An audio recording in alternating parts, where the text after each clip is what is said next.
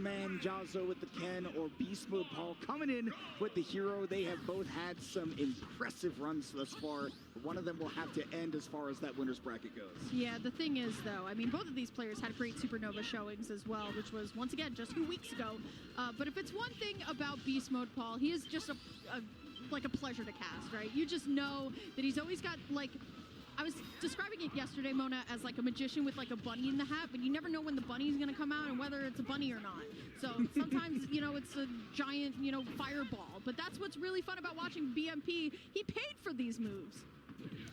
That he did, and Jahzz0 may pay the price if he's not careful. So far, is going to be down on those percentages and has to deal with that psych up. And now Accelerado going with the crackle slash, extra damage. Oh my goodness, BeastModePaul is making such great use of that movement.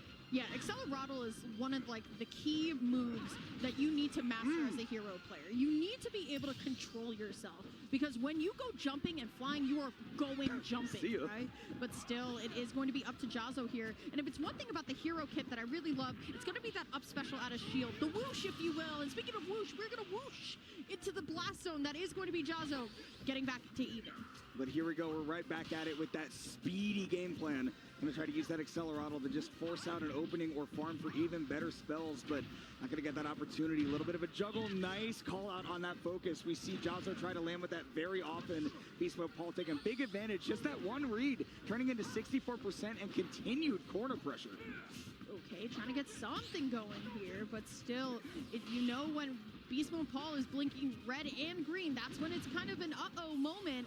Still finds the forward air here, and now trying to line up for the crackle slash, will connect, but Jahzz0 still able to make it back. Does not matter, BeastModePaul ready for it, no matter what here.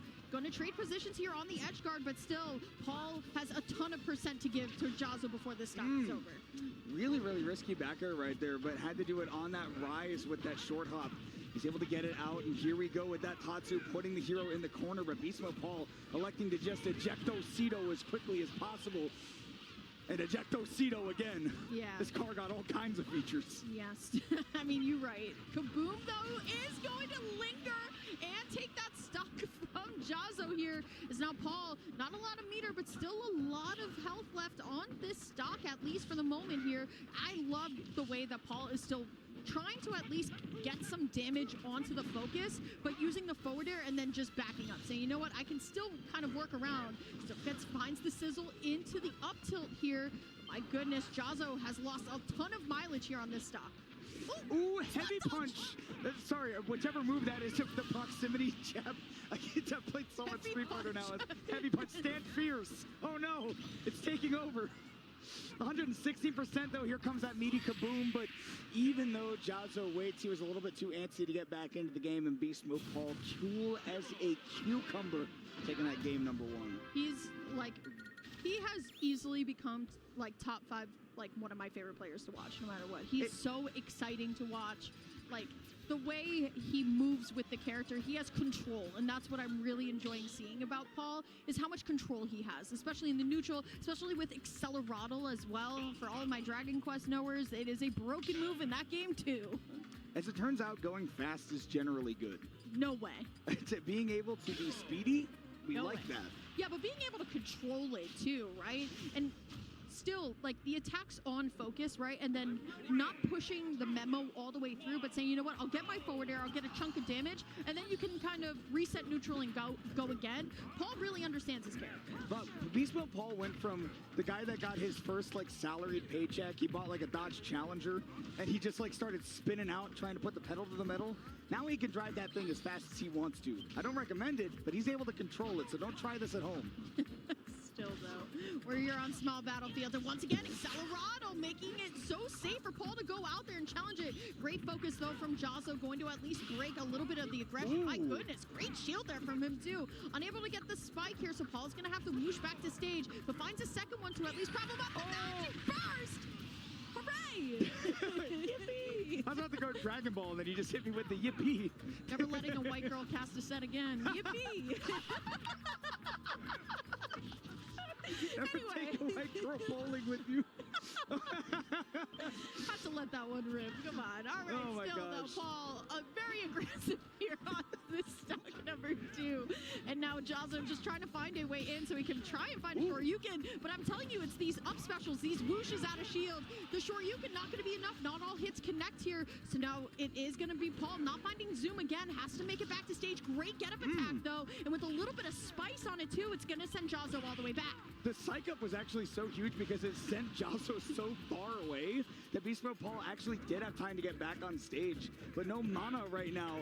Gonna get hit by that proximity jab. Not gonna be able to do anything off of it though just yet. So BeastModePaul scrambling to try to get some of those effective spells back up and running before this stock drops. But it will drop indeed. Whiffed grab. Spot dodge perfectly timed by Jahzz0. Yeah, still trying to get a little bit cheeky with the snooze, if you will. Kaboom not going to connect here, but Frizz will. And once again, has that Accelerado. It's very unpredictable, Mona, especially when you can just go on in and find your forward air. And it's such a strong move from the Heroes kit, the Luminaries kit, if you will here.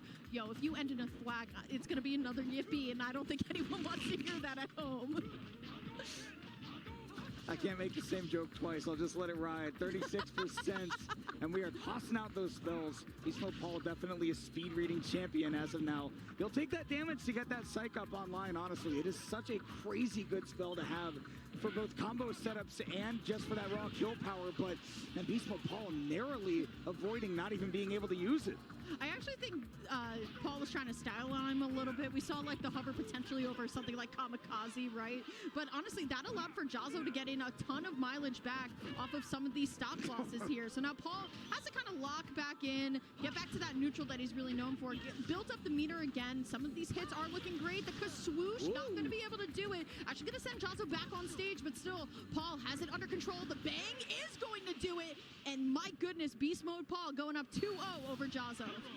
Something familiar to everybody who's watched the NBA playoffs before. You hear the bang and you know it's over. Able to get that stock, no problem. BeastModePaul up 2-0. I like the way that he played with that swoosh that you were talking about, covering the ledge. Yeah. I love that because, yeah, you're not going to get a ton off of it, but the idea right there is BeastModePaul's like, look, I'm at 132%. This hitbox is super active. I'm going to get a hit off of it. It'll clank with the Tatsu, whatever. But the fact that he gets the damage off of that, he's at low mana anyways. He says, look, this is a cash out option. I'm taking my extra credit and I'm rolling with it. And it ended up making it all that much easier to close out the game after that. So 2-0 lead for BeastModePaul, just playing this matchup beautifully. Yeah, absolutely. And it's swoosh ka swoosh, no matter how far you charge it up, still has that hitbox no matter where you go, and it's always really annoying to deal with here. So now it is going to be Jahzz0 taking a very early lead, at least with a little bit of aggression, which we needed, but still, I mean, Paul kind of feels like he's resorting to more of these projectiles right now. We have to get a little bit saucy with it, though, if we want to make it back. But here's that combo that we were talking about. It's green and red, not looking too good, especially if Hero has a little bit of rage, but it is going to be the Flame Slash that at least alleviates the pressure. Yeah, and just get that Ken right back off stage. Farm for a spell, nothing doing, but that's fine. You take control right back.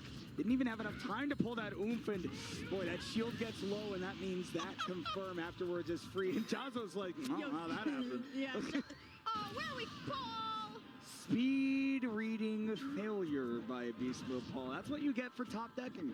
Hey, sometimes you top deck the one card you need, and sometimes you top deck the card that you really wish was still in the deck. It happens to me all why the did I time. have the lose game button in here? Crackle Slash is going to do it, though, but Paul giving up a perfectly good stock, unfortunately, to the Kamikaze high roll there, which didn't feel exactly too good, but 29%. We still have a little bit of meter to go as well, so we can keep building up some damage here, but Jahzz0 definitely more locked in. Here we go. It's a couple of forward airs as well. Another Crackle Slash and a wow! Oh my god, a frizzle there to get us going here. There's the forward throw, and Accelerado once again going to come into play here. Bang as well.